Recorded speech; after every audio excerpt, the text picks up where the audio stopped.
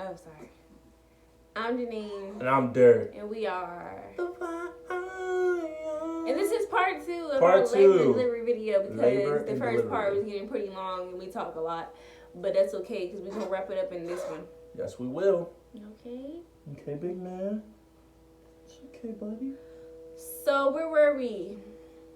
Oh, we were at labor and delivery triage. Yep. They told us today is It's the the day. day. So, boom.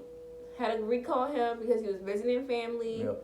I was with my mom. And you know, at the hospital with COVID, you only get one person to come with you. That's it, okay? So, my mom made it very clear to the nurses, doctors, whatever. I'm going to be here for my daughter right now. And I'm going to switch with her husband when he comes. And that's just the bottom line. They did not argue with her because Didn't want that. they didn't want that. So, boom. I'm back in labor and delivery. The nice room. The nice room. And my doctor comes in and he's like, we're going to put you out your misery today. And I'm like, that's all I was asking for, doc. So they asked me if I want an epidural. I said yes. I'm not going to try to fight nothing. Just go ahead. Give her the app. Give it an app. And he said, okay, I'm going to break your water. And I said, all right, Mr. Sir. And he says, but after I do this, I would be delivering your babies, but I got a flight to catch because I'm going to Florida. And I said, Mr. Sir, you got to be joking, right? And he says, no.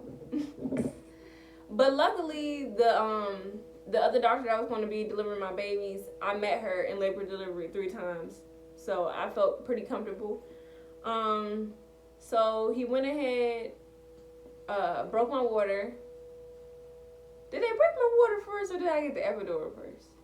I think you got...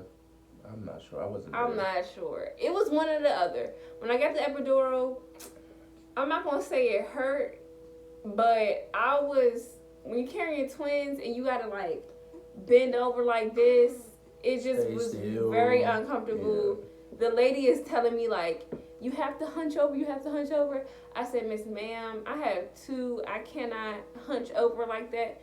And she was like, oh my gosh, there's 2. And I'm like, we're not having this discussion right now. Please, like. So I got the epidural.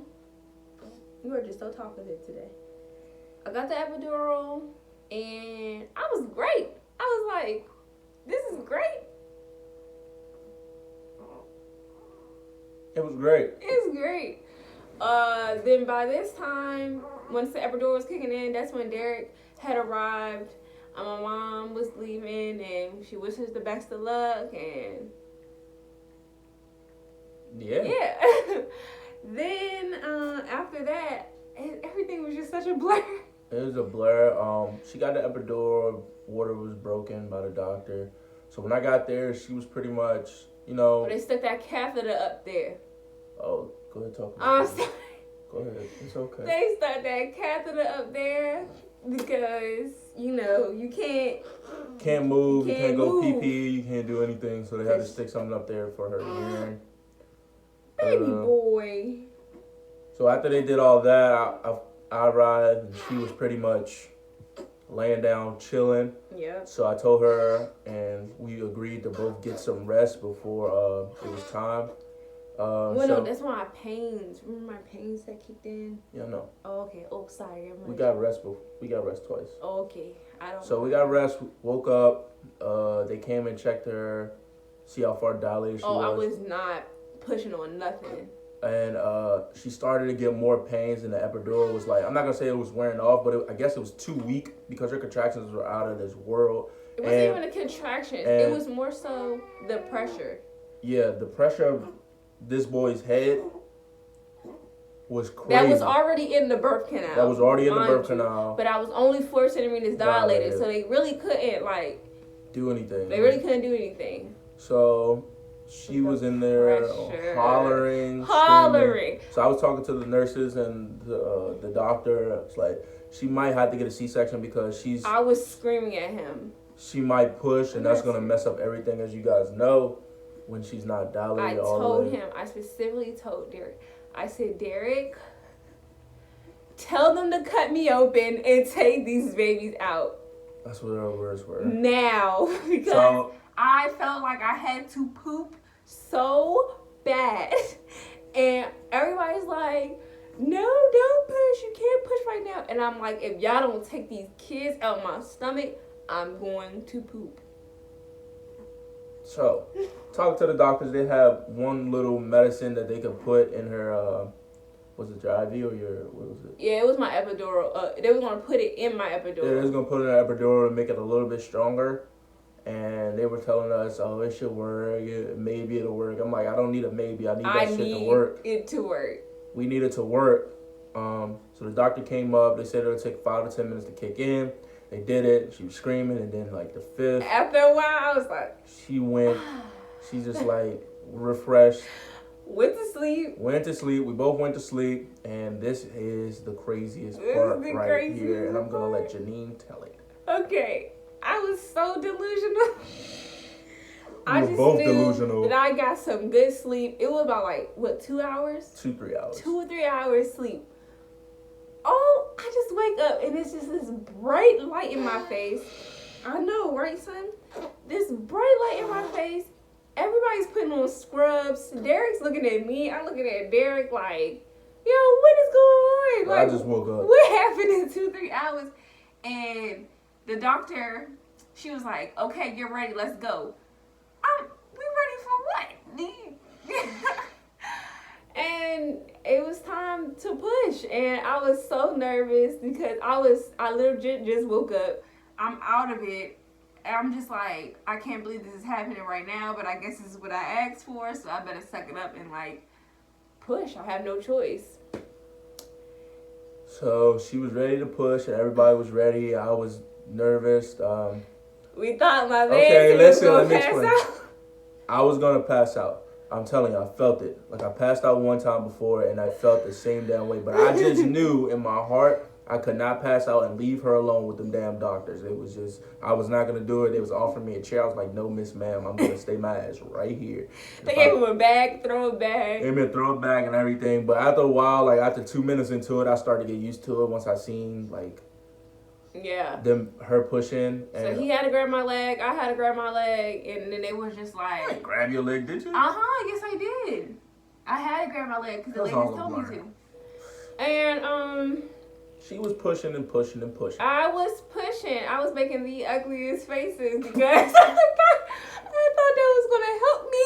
So she looked like, ugh, nasty face. Hey. I thought it was going to help me, but they was like showing me like, no, don't do it like that, do it like this. Yes. And I'm like, all right. After a while, I started to get so lightheaded. Yeah. And I was like, I'm legit going to pass out. But I'm not trying to pass out and miss like seeing my kids come out, you know what I'm saying? So I was like, I'm trying to stay alert. They had to give me a little oxygen mask, whatever it is called. And it was like, breathe through this. I'm like throwing up on the side too, all at the same time. Yup. So she's pushing and pushing. And I seen baby A's head, which is Derek. I seen his head like a little bit, so I got excited. I'm like, ooh, my man. And he's over here lying to me, telling me. Listen. I lied to her for a good reason, you guys. Now, I know if all the fathers who's been at their child's birth have lied to the mothers and said, the baby's almost here, the baby's almost here. He was nowhere near there. You could just see his little hair and his little head. Well, not his little head. Let me get that right. You can see his hair and his head. And I was like, okay, babe, just keep pushing. He's almost here. He was nowhere near there. And I'm believing her. I'm like, okay. And she's going harder and harder. And eventually... came out, man, big ass cell head. His head was so like a cone, so long. Like this. They put Derek on Janine's chest. It's like, here's your baby. And I'm so delusional. She's so delusional. Like, I didn't have like any type of emotion. Yeah. I think I was like, oh. Yeah, Janine was like, oh, like she didn't cry or anything like how most people do. I couldn't. And then, like I was so lightheaded, I couldn't. Then umbilical cord asked me, can I cut it? I was like, he over here doing a little snip. I'm like, it was like, sir, you could cut it. It's not gonna hurt the baby or Janine. I'm like, I trust you guys. So I was cutting a little bit by little bit, and then the doctor was like, okay, he cannot cut the next one. He's moving too slow. Yes, bad. And then Mr. Sir over here decided to, instead of... Oh my gosh. Go ahead, babe. Wait, I'll let you hold on a minute, okay? So once Baby A came out, I'm talking about instant relief. I'm like, oh yes. Like, I can feel my body again. And I'm feeling Baby B, like, you know, he's making his way down there. But then I feel him legit flip in my stomach. Flip. He, not flip. He went back up. Like squirm back yes, up. he was going down and he went back up. And I felt that pressure of being pregnant for 9 months all over again. So, I just see this like look of worry on everybody's face, and I'm like, yo, what is going on? You know what I'm saying? And I think that they were going to like do a C-section, an emergency C-section for B, which is something that you don't want. If you already gave birth vaginally, you don't want to turn around and give and then have to do a C-section, because that's just not good. It's too just much. Too much going on. Too much going on. A lot of complications could happen. It's just a lot. It's just too much. But my doctor, she was the GOAT, for real. She really was. And she was like, nah, we finna get this baby out vaginally. And she was like, we're going to use the... Look at that B. Sorry. Oh, my goodness. Georgia has some big-ass bugs. That's a big B. They were going to use the vacuum, forceps vacuum. There's some vacuum. They put you in there. They try to grab the baby head and then yank them out. And she was like, listen, I can only do but so much. I'm going to be yanking, but you need to be pushing. And I'm like, okay, Miss Ma'am, like, let's go. And oh my gosh, like to feel that suctioning, like it was just so much, and it took a lot. And then after a while, we got him out. Got him out. But then the bleeding was just like... Yeah. I've never seen so much blood in my life. When she was doing the suction, a lot of blood popped on me, on my hoodie, on my face. Gushing, like... And it was a lot. It was kind of scary. But I didn't let Janine know because I didn't want her to worry in that time. I was just trying to let her catch her breath and get her bearing. And the doctor was so good.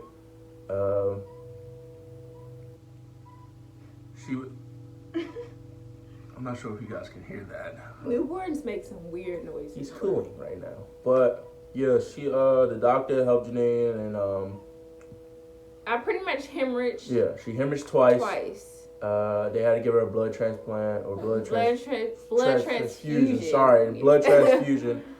And so trying to get her blood levels right. Yeah. And they stitched her up. They got her to where they wanted her, and pretty much from there, she was just trying to recover, really. Yeah. But when I got the first bag of blood, I remember drifting off, and then I woke up, and my whole body just felt like I was just getting extremely hot. And I told the doctors, like, you know, something does not feel right. Mm-hmm. My blood pressure was, like, skyrocketing. My body was just getting, like, filled with fluid. Like, I never seen myself like that. Yeah. Like, And, it was so sad because I only had baby A on my chest, but I didn't have baby B on my chest. And it was just so much going on, and then I couldn't see them until like I got like a little bit better, and it was just like, I never again. Like I can't. I'm not doing this again. Yep. But they came out super healthy, super big. Mm-hmm. Well, not big, but they were long. They were long as heck, like very long. We got kicked out the hospital. I said kicked out. We stayed in the hospital for like 3 days. 2-3 days. 2-3 days. They were just trying to monitor my blood pressure really. Most likely we stayed in the hospital for like a day. For real. Like a full day. We stayed in the hospital for like a full day. Yeah. My blood transfusion, because they thought I was having like a bad reaction to it because how my body was like, what my body was doing, but I don't know. And then it was just a lot. It was odd. You know the worst part? The worst part is when they stitch you up. I got a 2nd-degree tear. They stitch you up, and then afterwards they had to press on your stomach. Yeah, to make sure all the blood's out. To make sure all the blood's out. These are the things nobody tells you guys, so we're giving you guys the ends and ends and ends. That has to be, I'm not going to say the worst pain, but possibly the worst pain. Yep. And they keep doing it. It's like every 30 minutes, we're gonna press on your stomach again. It was at one point where I had to grab Miss Ma'am's hand because I said that's enough. Like, I'm pretty sure all the blood is gone. Yeah. I'm pretty sure. It was just so much. And I had to get a second catheter. It was just too much, really. Never again. 10 out of 10, you never come back. But all in all, it came out healthy. Janine came out healthy. I came out healthy. Don't do me like that. But we are truly blessed. Oh, son. Oh, man. But we are truly blessed, and they are healthy, so that's all we can ever ask for. And that is part 2 of our labor and delivery video. Make sure you like, comment, subscribe. Tell us what you guys want to see. Vlogs, maybe a challenge or two. You know, you guys like the challenges. And that's it. So, we are the Vines family, and we are